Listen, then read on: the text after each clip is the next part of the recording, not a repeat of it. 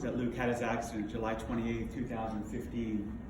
And I assume that the days following the accident, there were fewer golf carts in Lubbock because of the recognition, because of the story that happened to Luke.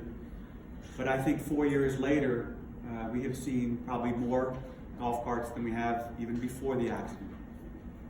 Just last week, I saw two teenage girls, young teenagers, driving by in a golf cart as I drove in, and they didn't even look my direction. Last weekend, I saw on a golf course a golf cart with the back of the golf cart facing the other direction and two young children on that golf cart. And I thought to myself, how could they? It's so dangerous. I'm not suggesting to anyone to get rid of golf carts, not at all. But when you tell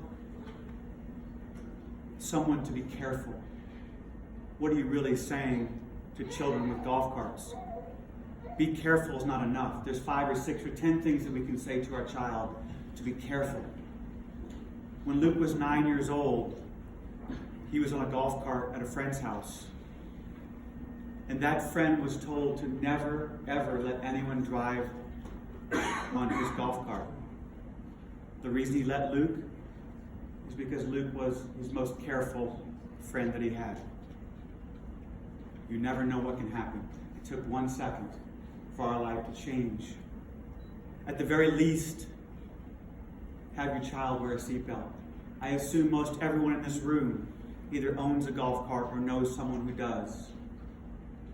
Wear a seatbelt if possible. Wear a helmet. I just read a story today that a father and a mother were on a golf cart going 2 miles an hour holding their 1-year-old. The golf cart hit a pothole, killed the 1-year-old instantly. It's not just golf carts on a golf course, obviously, but it is also modified golf carts that are heavier, taller, faster, that we see all over Lubbock, especially the south side of town. I began the Team Luke Hope for Minds nonprofit a 1.5 years ago to help support children after brain injury. We've supported children from near-fatal drownings, car accidents, accidents at the home, and unfortunately a lot of accidents dealing with golf carts and ATVs. And for me, I'm able to survive because I'm helping others. We've given out over $350,000 to families all over the country. And one thing I know for sure is that although we were told that Luke would never open his eyes, use his limbs, or use his voice, he's doing all three because of people like you praying for Luke. And we really sincerely appreciate that. So I ask all of you, supervise your children. It's against the law. And for the police to be more diligent, to keep an eye on children that are driving a golf cart. Because I have hope every day that this little hero of mine is going to get better because of the love and the support and the prayers. And I'm just honored that I'm able to help families like my son Luke. Thank you very much.